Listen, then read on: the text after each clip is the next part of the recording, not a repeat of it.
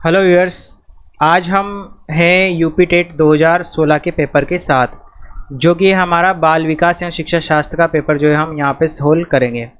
पहला क्वेश्चन है हमारा, निम्नलिखित में कौन व्यक्तित्व का प्रक्षेपी परीक्षण नहीं है, यानी कि कौन सा परीक्षण है जो व्यक्तित्व का प्रक्षेपी परीक्षण नहीं है। रोशा शाही डब्बा परीक्षण, टीएटी शब्द साहचर्य परीक्षण या 16 पीएफ परीक्षण।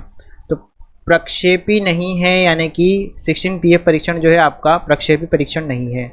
मैंने पहले ही बताया था, प्रक्षेपी परीक्षण वे परीक्षण होते हैं जो आपके अचेतन मन का मापन करने के लिए प्रयोग में लिए जाते हैं, मापन करने में प्रयोग में लाए जाते हैं।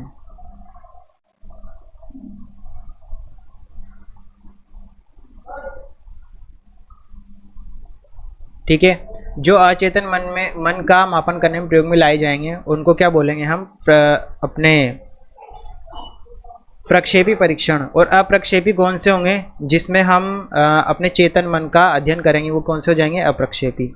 उसके बाद आ जाओ, आवश्यकता का पदानुक्रम सिद्धांत किसके द्वारा दिया गया था, वाटसन, मैस्लो, कोहलर या पावलोव। तो आवश्यकता का पदानुक्रमिक सिद्धांत दिया था आपका अब्राहम मास्लो ने। उसके बाद आ जाओ आप 3 पर, निम्नलिखित में से किसको मुख्य अधिकारी ग्रंथि कहते हैं, थायराइड ग्रंथि, एड्रिनल, पीयूष या अंतःस्रावी ग्रंथि। तो ये होती है आपकी पीयूष ग्रंथि। ठीक है, ये जो है आपकी अन्य ग्रंथियों पर नियंत्रण रखती है, तो इसलिए इसको मास्टर ग्लैंड भी कहते हैं। ठीक है, मास्टर ग्लैंड भी कहते हैं, और इसी को शायद आपके जो है थर्ड आई बोला जाता है। ठीक है, हिंदुइज्म में जिसको थर्ड आई बोलते हैं ना, वो पिट्यूटरी ग्लैंड को ही बोलते हैं। उसके बाद आ जाओ, ने सामूहिक अचेतन का संप्रत्यय दिया था, किसने दिया था सामूहिक अचेतन का, ये पहले पूछा जा चुका है क्वेश्चन, युंग, एडलर, फ्राइड या सलीवन। तो ये दिया गया था आपका कार्ल युंग ने। ठीक है, सामूहिक अचेतन, ये इंपॉर्टेंट क्वेश्चन हो जाता है आपका, यहाँ बार बार रिपीट हो रहा है ना, तो ये उधर भी आ सकता है। अंगूर खट्टे हैं का उदाहरण है, किसका उदाहरण है, दमन का, प्रतिगमन का, योक्तिकरण का या प्रतिक्रिया निर्माण का। तो अंगूर खट्टे उदाहरण किसका हो जाएगा आपका, योक्तिकरण का। ठीक है, इसमें व्यक्ति क्या करता है, अपने अयुक्ति संगत व्यवहारों को एक युक्ति संगत एवं तर्क संगत व्यवहार के रूप में मानकर अपने आप को क्या कर लेता है, संतुष्ट करके मानसिक तनाव को कर देता है, दूर कर देता है। जैसे अगर अंगूर खट्टे हैं, तो मतलब इसका ये है कि अगर अंगूरों तक अपनी पहुंच नहीं है, तो ये मानकर उन्हें छोड़ दो कि अंगूर ही खट्टे हैं। अगर उनको नहीं मानेंगे तो वो हमें मानसिक रूप से क्या करेंगे, परेशान करेंगे। ठीक है, तो योक्तिकरण आ जाएगा।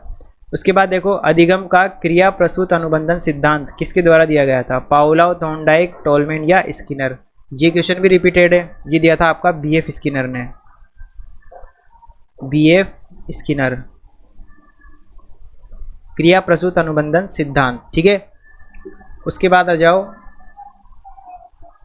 क्वेश्चन नंबर 7, औसत बुद्धि वाले बालकों की बुद्धि लब्धि आईक्यू के बीच होगी 50 से 59, 70 से 89, 90 से 109 या 110 से 129। तो औसत बुद्धि वाली होते हैं आपके 90 से 109 वाले आईक्यू वाले। ठीक है, उसके बाद आ जाओ क्वेश्चन नंबर 8, निम्नलिखित मापन के स्तरों में सबसे अच्छा कौन है, नामिक, अनुपात, क्रमिक या अंतराल।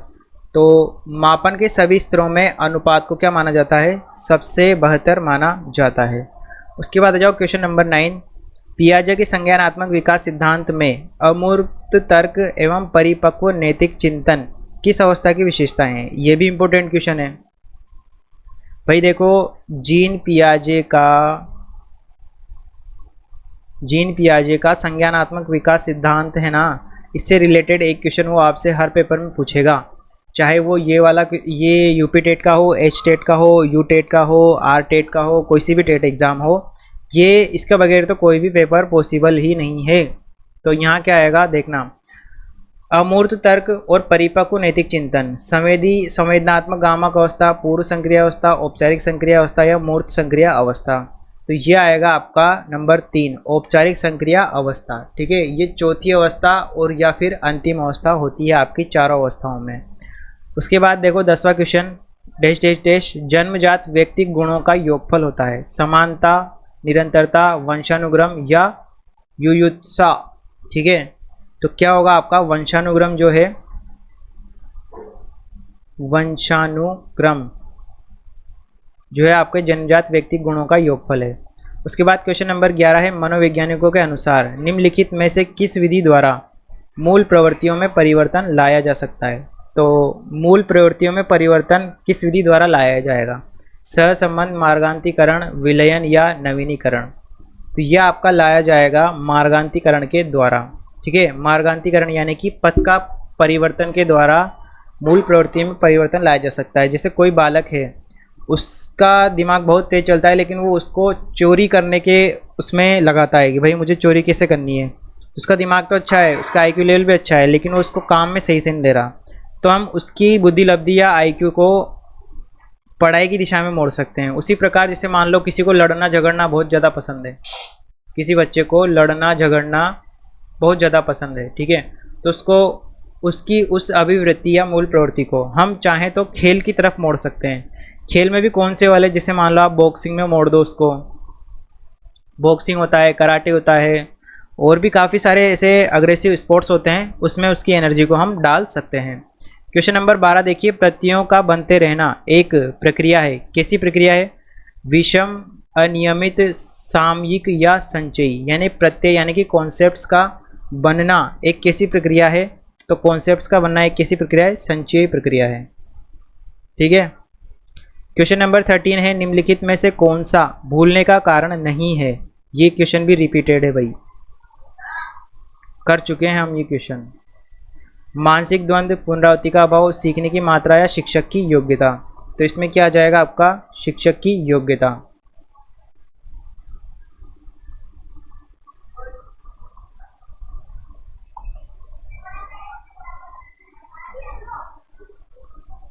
अगला क्वेश्चन है आपका क्वेश्चन नंबर 14। क्वेश्चन नंबर 14 में दिया है इसने कि स्पीयरमैन 1904 के अनुसार तर्क करने की क्षमता और समस्या समाधान करने की क्षमता आपकी क्या कहलाएगी? एस कारक, जी कारक, विशिष्ट बुद्धि या सांस्कृतिक बुद्धि। स्पीयरमैन ने जो दिया था अपना जी और एस कारक सिद्धांत, उसके अनुसार ये पूछा है। ठीक है, तो जी कारक आएगा इसमें आंसर सही। स्पीयरमैन ने डी कारक सिद्धांत दिया। ठीक है, जी फैक्टर और एस फैक्टर को निहित माना है। ठीक है, और जी फैक्टर को तर्क और समस्या समाधान करने की क्षमता बताया है। जी फैक्टर जो होता है आपका तर्क और समस्या समाधान से संबंधित होता है। समस्या समाधान से क्या होगा? संबंधित होगा। ठीक है, ये हो गया। इसके बाद क्वेश्चन नंबर 15 है, बांडुरा का कथन है कि बच्चे प्रतिक्रियाएं प्रतिमानीकरण द्वारा सीखते हैं, जिसको भी कहा जाता है। ठीक है, तो अभ्यास द्वारा सीखना, अंतर्दृष्टि द्वारा सीखना, निरीक्षणात्मक द्वारा सीखना, पुरस्कार द्वारा सीखना। तो यह आएगा आपका निरीक्षणात्मक अधिगम। ठीक है, निरीक्षण द्वारा सीखना। अल्बर्ट बांडुरा ने कहा था कि बच्चे प्रतिक्रियाएं प्रतिमानीकरण द्वारा सीखते हैं, जिसे क्या कहते हैं? निरीक्षणात्मक अधिगम। तो निरीक्षणात्मक अधिगम को बांडुरा ने सीखने का क्या बताया? व्यवहारिक तरीका बताया। अधिगम स्थानांतरण के द्वितत्व सिद्धांत के प्रवर्तक थॉर्नडाइक, जड़, स्पीयरमैन या गिलफोर्ड। तो ये दिया था आपका स्पीयरमैन ने। ठीक है, अधिगम स्थानांतरण का द्वितत्व सिद्धांत। इसमें बताया गया था कि ज्ञान सामान्य संज्ञानात्मक क्षमता है जिसे मापा जा सकता है तथा संख्यात्मक रूप में क्या किया जा सकता है?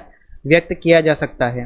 क्वेश्चन नंबर 17 में देखना, सीखी हुई बात को स्मरण रखने या पुनः स्मरण करने की असफलता क्या कहलाएगी? पुनः स्मरण, संवेदना, विस्मृति या स्मृति।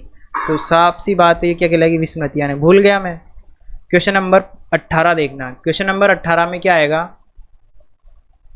व्यक्ति में उन मनोशारीरिक अवस्थाओं का गतिशील संगठन जो उसके पर्यावरण के साथ अद्वितीय सामंजस्य निर्धारित करता है कहलाता है। व्यक्तित्व में उन मनोशारीरिक अवस्थाओं का गतिशील संगठन जो उसके पर्यावरण के साथ अद्वितीय सामंजस्य निर्धारित करेगा क्या कहलाएगा? व्यक्तित्व, समायोजन, संवेदना या चरित्र। तो ये क्या कहलाएगा? आपका व्यक्तित्व कहलाएगा। ठीक है, सामान्य पुरुष में XY गुणसूत्र होते हैं जबकि सामान्य महिला में XX, सबको पता है।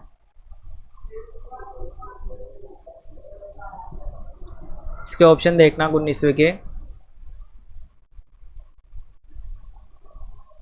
तो क्या जाएगा XX गुणसूत्र। प्राप्तांकों के समूह का वह बिंदु जिसके नीचे समूह के आधे प्राप्तांक और जिसके ऊपर समूह के आधे प्राप्तांक होते हैं कहलाता है मध्यमान, बहुलांक, मध्यांक या मानक विचलन। तो ये भी आपके गणित का एक क्वेश्चन डाल रहा है ये इसमें, ठीक है, तो ये आएगा आपका मध्यांक। आवृत्ति वितरण को रेखाचित्र द्वारा प्रदर्शित करने की विधियों में से एक विधि कौन सी होगी?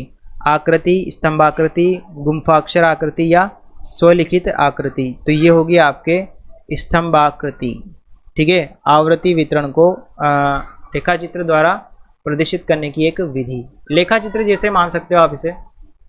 पढ़ाते समय सामान्य कक्षा में अध्यापक का सर्वाधिक ध्यान किस मनोवैज्ञानिक तथ्य पर होना चाहिए? शिक्षण तकनीक, शारीरिक क्षमता, व्यक्तिगत विभिन्नता या पारिवारिक स्थिति। अब पारिवारिक स्थिति का वो क्या करेगा बेचारा टीचर। तो 22 में क्या आएगा? व्यक्तिक विभिन्नता।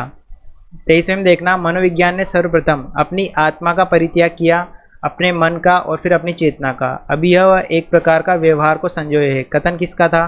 टीचनर, वुंट, वुडवर्थ या मैकडूगल।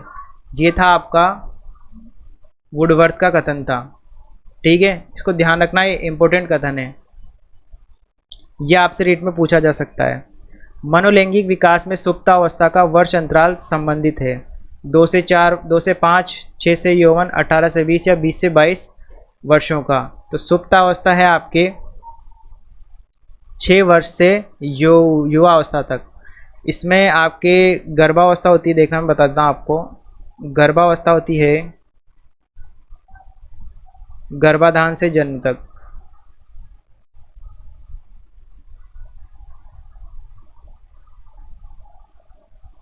शेषवावस्था होती है आपके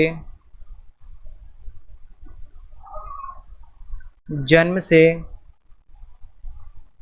5 वर्ष। बाल्यावस्था हो गया आपके 5 से 12 वर्ष। किशोरावस्था होगी आपके 12 से 18 वर्ष। और प्रौढ़ावस्था होगी आपके 18 से अधिक, ठीक है। तो ये हो गया। उसके बाद क्वेश्चन नंबर 25। क्वेश्चन नंबर 25 में इसने दिया है कि विकास के मनोसामाजिक सिद्धांत का प्रतिपादन किसने किया था? एरिक्सन, फ्रॉयड, कोहलर या वाटसन। तो ये दिया था आपका एरिक्सन ने। एरिक एरिक्सन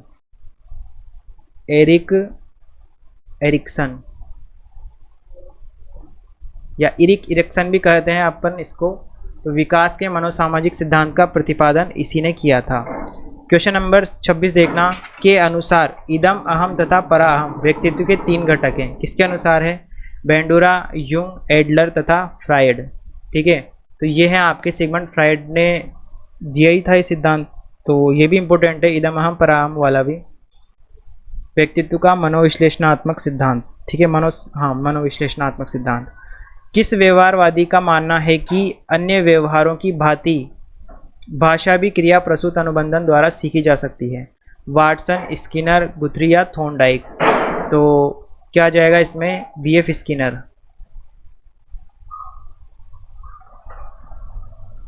इसी ने आपको बताया था कि इस प्रकार भाषा सीखी जा सकती है। निम्न से कौन केंद्रीय प्रवृत्ति की माप नहीं है? प्रसार, बहुलक, मध्यांक या मध्यमान। नहीं है पूछा इसने, तो क्या आ जाएगा यहाँ पर? प्रसार। प्रसार को छोड़कर ये सभी क्या है? आपकी केंद्रीय प्रवृत्ति के मात्रक। अधिगम में प्रयत्न व भूल के सिद्धांत का प्रतिपादन किसने किया? पावलोव, थॉर्नडाइक, हेगार्टी या हल। तो प्रयत्न और भूल का सिद्धांत दिया था आपका थॉर्नडाइक ने, सबको पता है आपको। उसके बाद आ जाओ नीचे क्वेश्चन नंबर 30 पर।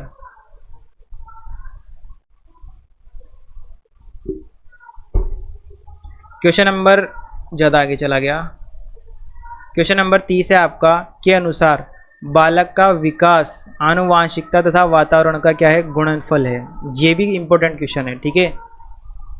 यानी कि बालक का विकास, यानी कि growth of child is a function of वातावरण एंड आनुवांशिकता।